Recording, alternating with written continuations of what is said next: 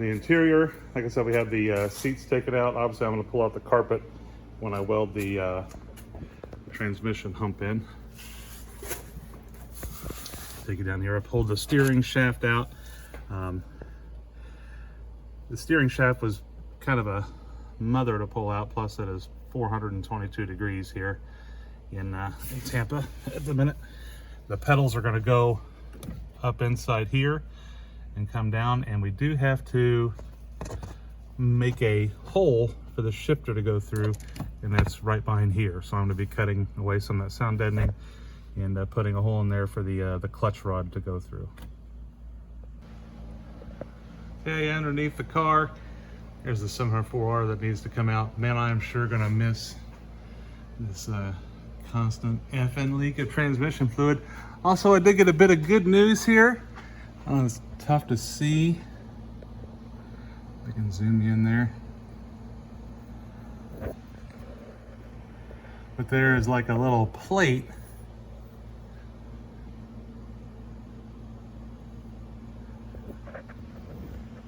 You can see it there, it's got the 2 bolts on it. That's right there next to the bulkhead connector. So the later Firebirds, you had to drill a hole and make that work, but they have like a screwed in plug there. So I'm gonna pull that plug out, and then our boot that goes from the clutch pedal to the bell crank will pass through there and has a little seal. So that was a little bit of good news there. I put the carbon lip. It's easier to get it from there than from the inside. So we're going to remove that, and we're going to start installing the pedals in the link from the clutch pedal to the bell crank. All right, so we got that plug out. I feel super blessed that it had that in there. I did not want to take a step bit and try to make a hole. Also, it has the hole pattern in there for this cool boot that goes up in the firewall, and then the clutch control rod goes down through that, and this rod actually connects right there in those in that hole there for the clutch pedal. So pretty pumped that it had all that in it. I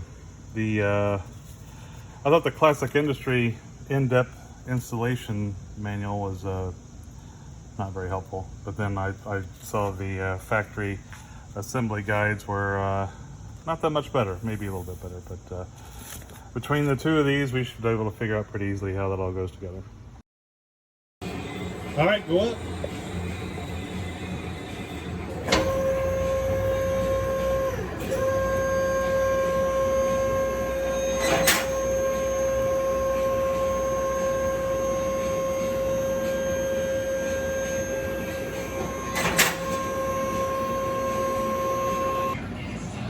So here you can see the adapter plate. I've pulled the transmission off. I'm going to pull the flex plate off as well, obviously. But there you can kind of see that adapter plate, how that worked. I'd never seen that before, so pretty interesting how that works. It looks to me like only 4 of those bolts actually go into the block itself, and the rest go into that plate. So it's a little strange, but I guess it manages that torque reaction there. So flywheel's on. Tighten those lube bolts to 90 foot-pounds. You sharp-eyed viewers probably realized I had to replace that Chinesium flywheel with a different higher spec flywheel I got from Summit. What the issue was is one of these holes was machined a little off, and it wasn't letting the thread go in there clean. And on these, you obviously want a nice clean thread in and torque values going into that. So I took that Chinesium one back, waited for this one to come back, and I'm gonna go ahead and install the clutch. So I have the clutch in. You use this alignment tool to line up this clutch with that bearing in there, and when you put that pressure plate on the outside, you wanna support that where this thing pulls in and out, like right there. You can see I can just barely move it with my finger. You wanna try to get that where that can just go straight in and straight out, and that'll greatly simplify sliding that transmission back in. All right, clutch is on. Remember I said that about that. Basically, you want to hold the clutch kind of in place, keeping this thing, like I said, super loose. Tighten them, crisscross, so you're not tightening all one side or the other. And to get it done, have that nice little suction sound from the pilot bearing. but it slides in and out very, very easily, and that's what you want. So next up, we're going to put the bell housing on. All right, I got the bell housing in. This is the what do you call it? The bearing, push out bearing, pull out bearing, something like that. But so when you basically put your foot pedal on the clutch pedal, it pulls this back, and this pushes in on the diaphragm of that clutch, and that's what actually releases that clutch. So that input shaft of the transmission is actually going to go through this bearing and down into that spline and into the pilot bearing in there. So next step is putting our M20 in.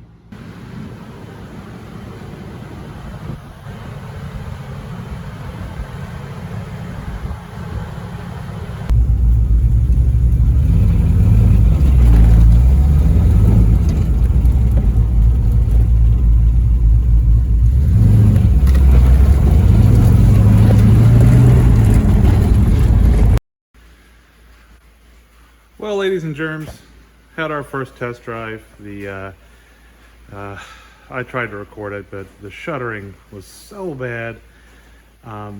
First in reverse gear, it would literally shake the dash. Been doing a little research on what could be causing that. So I bought some new body mounts for the car, and I'm going to replace that will-fit transmission mount with the factory transmission mount to make sure we don't have any like dynamic resonance issues or anything like that. But when I was taking the trans out, I drained the fluid as I was going to inspect the clutch. I thought the clutch might be the cause of the shuddering, but the clutch was actually in excellent condition. The flywheel was near perfect, so there was not a clutch issue. There's no fluid present or anything like that. So I'm pretty sure the shuddering was just due to body mounts and things. But like I said, when I drained the fluid to pull this transmission out, it was full of metal. Full of nasty looking black stuff and metal. Some of it was ferrous, just stuck with a magnet. Others looked like it was brass shaving. So definitely something very, very wrong inside this transmission, even though it looked really good before I put it in and put it back together. So I'm gonna take it apart and see what we can find. So I've got the side cover off, shift forks out. This is the transmission is currently in second gear here. I don't see anything obvious. I've definitely seen a lot worse manual transmissions. Looks like it might have sat for a while. It's got some stuff on the gears, but there's no like big chunks missing or anything that I can see. That reverse idler there, it looks a little squirrely. But not seeing anything completely obvious, so we're going to continue the tear down. One thing I did notice is this had a little bit of a fluid leak right here at the front bearing carrier seal, and this counter shaft was loose. It just basically falls in and out, so it should not be like that. You should almost have to press that out. So I'm guessing this case is pretty well worn, so I may have to drill that and put a bushing in it, but nothing immediately obvious from the side cover. So I guess I learned you got to be really, really careful when you buy these used transmissions. They might look good, but this one has a serious issue going on. So we're going to keep tearing it down and see if we can find it. I have the rear tail housing off. I noticed this, I think that's a reverse gear. That's where the reverse fork sits to engage reverse or not. And I noticed the tips of that gear absolutely destroyed. The transmission was very, very loose. The fasteners were loose. The seals were in bad condition. This was sold to me as a working 4-speed. I also noticed the rear bushing where the drive shaft rides along is absolutely destroyed as well. So definitely gonna have some sloppy drive shaft action going on there.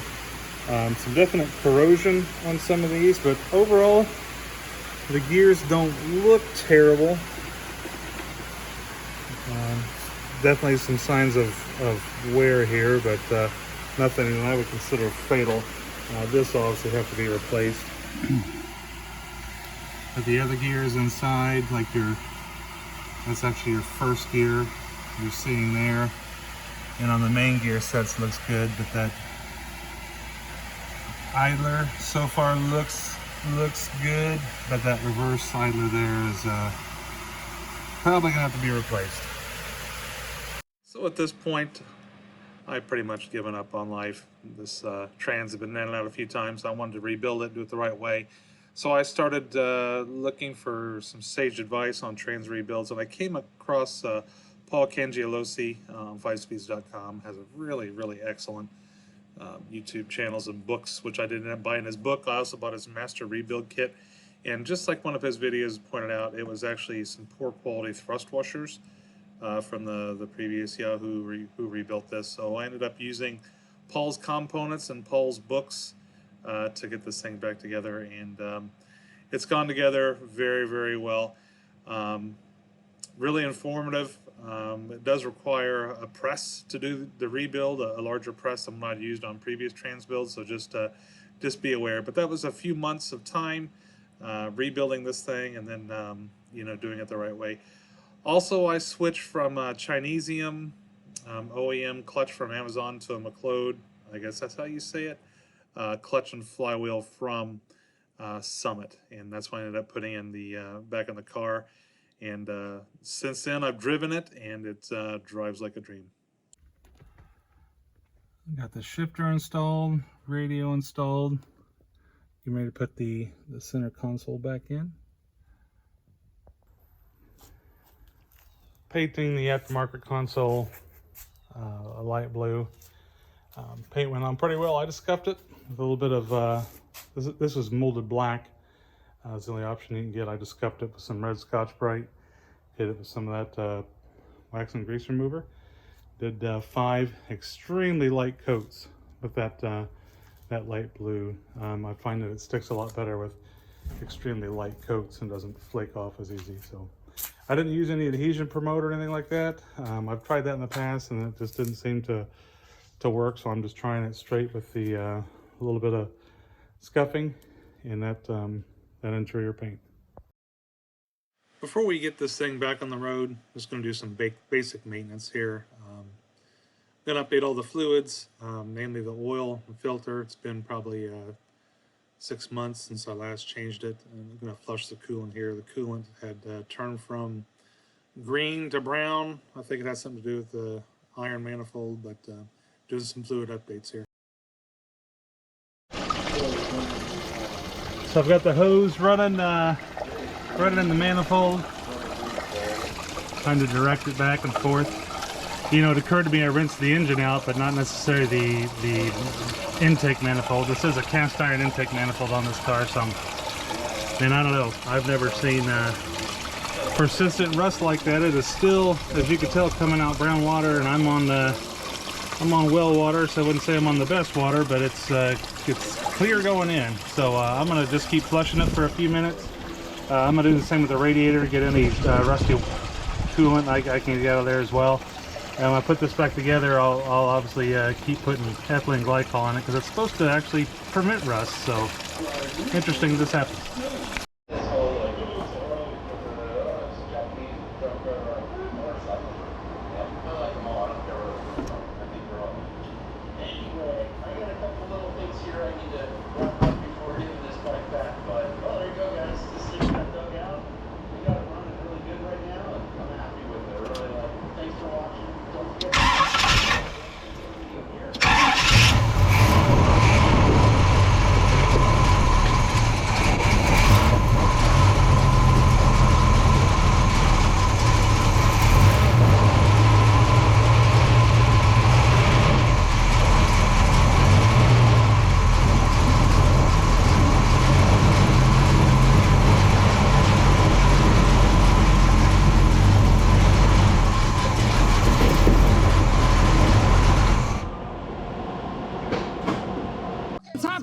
Everybody stay calm. What's the procedure, everyone? What's the procedure? Stop.